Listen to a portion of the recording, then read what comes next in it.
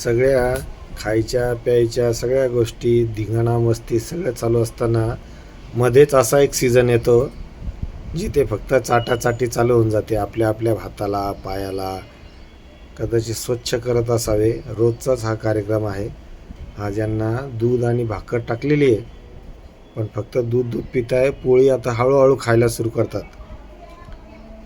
नंतर मग पोळी खातात पूर्णपणे दूध पिऊन झाल्यावर.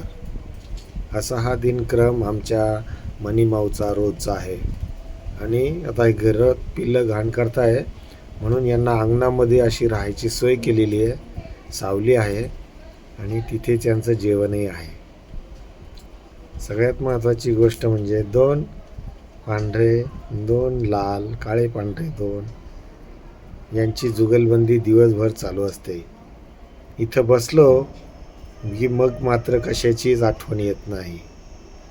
आणि असं वाटतं मुक्या प्राण्यांना कुठला बँक बॅलन्स, कुठली प्रॉपर्टी, कशाचं काय घेणं न देणं, पण किती आनंदात, किती सुखात, शांततेत एकमेकांना धरून आणि राहण्याचा हा योग माणसाच्या आयुष्यात कधी येईल आणि कधी असं एकमेकांना प्रेमाने जगण्याचा आनंद मिळेल, हीच भावना यांच्याकडे बघितल्यावर येते.